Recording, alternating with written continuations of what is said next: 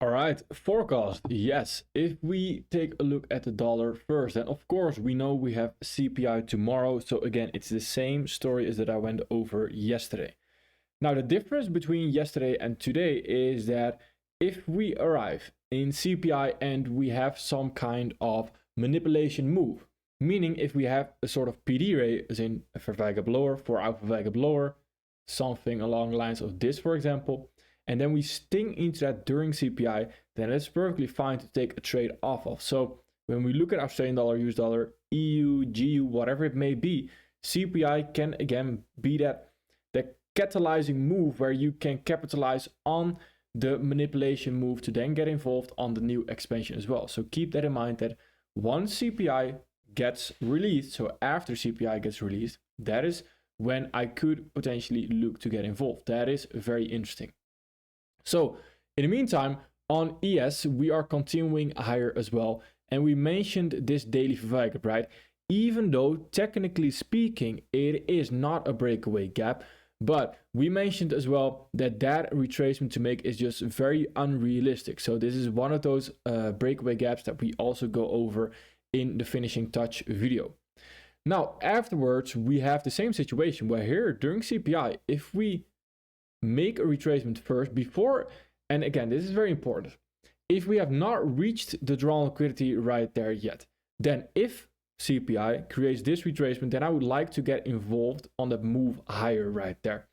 If CPI first does something like this, then I don't want to get involved. So it's very specific conditions right there that we should not take the drawn liquidity just yet. And if CPI is responsible for taking drawn liquidity, then I also don't want to get involved. And then on NASDAQ, same exact thought process right there as well with the breakaway gap. Same exact thought process overall. YM, let's see. So YM is, again, like we mentioned yesterday as well, I would prefer trading NASDAQ, ES right there, and potentially DAX and YM. Not that interested. Still bullish overall, but not that interested in YM itself. DAX right here. DAX didn't really move, and we can potentially definitely as well expect some volatility during CPI, even though it's not directly linked. There's definitely some volatility coming into the market because it just follows the other indices as well. So be aware of that. So right here, I would like to still see higher prices, but I would need to have new verwijgap supporting that ID as well. Australian dollar, US dollar, where nothing really for me to add on to, as in it's the same situation as yesterday. It's just consolidating and it's waiting for that CPI. So here I just simply want to wait. EU, same exact thought process. I simply want to wait. Nothing has changed here. GU, same thing, nothing changed here, still want to wait. New Zealand dollar, US dollar, same thing, nothing changed, still want to wait. USD Canadian dollar, same thing, nothing changed, still want to wait. And USD Canadian dollar could be very interesting because let's say that we are in a premium rate in the form of the weekly value gap. And as we know, when we have CPI, FOMC, or NFP, very high volatility news event, the big three, it acts like almost like the equities open, like we talked about in the flow trading plan. Where, for example, here, premium arrays in the form of these swing highs right there could be swept during CPI to then continue lower right there. So it's the same as equities open with a flow trading plan, where ahead of time it's quite difficult to tell you, all right, what will it actually do? It will likely follow the higher time frame. That's usually what news does. But where will we actually continue lower from? Where will we actually continue higher from? That is seen at that moment in time once the news release happens, because it's going to spike into either a premium or a discount array, and then potentially the opposite move. Again, that is where we need to react as well. Do we have, and the reacting part is, do we simply have the entry pattern to support the ID? Perfect. That is when we can look to get involved. USD CHF, still in the same situation, nothing interesting here. US dollar JPY. Now, US dollar JPY is where we do create an expansion phase of a daily verwijgap higher right here. So clearly, JPY is quite weak since the dollar is not really moving. US dollar is not really moving if we take a look at the dollar. So JPY is quite weak and is clearly weaker than the US dollar overall here. So here we can potentially look to continue higher as well. I just want to wait for CPI to see what the dollar overall wants to do. Because if the dollar is even weaker than JPY, then of course USD/JPY will just continue lower or it will consolidate here. Then if we look at silver and gold, nothing changed. So unfortunately right now, nothing for me to add on to as well. Bitcoin is where we now have this daily fair gap that we're currently coming into. That's quite interesting actually. And we are continuing higher off of that. So here we could argue that we are now reaching, or we are potentially reaching for that high sitting right there. That's the only thing that the next candle would be able to do. So the next candle, I would also expect a new fair value gap being created off of that right there. It's quite interesting price action as well. Crude oil, nothing really changed. A very, very slow price action. Don't want to do anything. Same for Nifty, nothing changed. Don't want to do anything. For the shorts, Euro GBP. So let's see.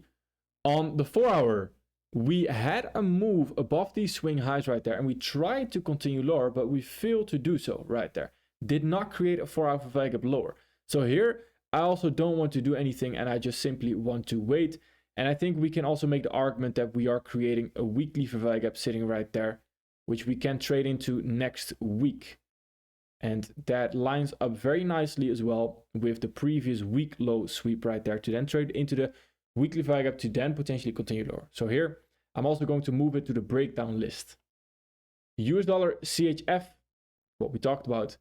Euro CHF, we finally reached the weekly value gap. The only thing is that we do not have news supporting the ID anymore. Let's actually take a quick look. We have no euro or no CHF news supporting the idea of trading on Thursday or Friday.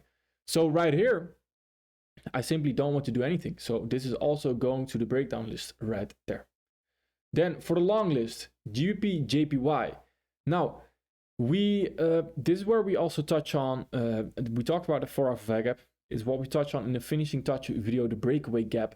And at this moment in time, I'm not really actively looking for shorts right there, especially since we had such an aggressive move into it. I would ideally want to see a sting into it and then already continuation lower right there, which of course we, by the looks of it, are just simply not doing. So here, I do think we can potentially look to disrespect the weekly value gap to then continue higher. It's pretty early to tell that, of course. So here, this area, the whole weekly value gap is still 50-50 for me. I do not necessarily want to do anything right there. I'm also going to add it to the breakdown list. Australian dollar CHF, where we did not do anything and we have no news supporting the ID anymore, which is also pretty obvious on why we didn't expand higher or anything anymore. So here, I don't want to do anything. I'm going to add it to the breakdown list as well. Australian dollar JPY as well, continued higher. Pretty nice price action overall. And if we now have daily fair value gap higher, could be very interesting to continue higher overall. The thing is here that I do not want to get involved because there's no news anymore. So I want to add it to the breakdown list. Australian dollar, US dollar, New Zealand dollar, US dollar, is what we talked about. CHF JPY, same exact thought process, daily fair value gap to continue higher off of that. Could be very interesting right here. But no news, so I might be interested in it next week. Currently, not really. The waiting list, GBP Australian dollar, we have GBP news on Friday. So for GBP JPY as well, we do have some news, but it's just on that Friday, I do not necessarily want to look to get involved. And this as well, consolidating right there. We had another fair value gap lower, and we already mentioned, right, after sweeping this high right there, which is the previous week high, it should have created a new ST going lower. So after it comes above right there and then creates a new 4 hour fair value gap lower, that's suspicious. That's weird, right? So that is something that should not happen, because then trapped traders, in a sense, are released. Our liquidity is released in that case. So that is something that should not happen. So why is it doing that? Well, it's doing that to potentially then eventually continue higher as well. So here I do not want to get involved, and I'm also going to add it to the breakdown list. All right, perfect. Thank you.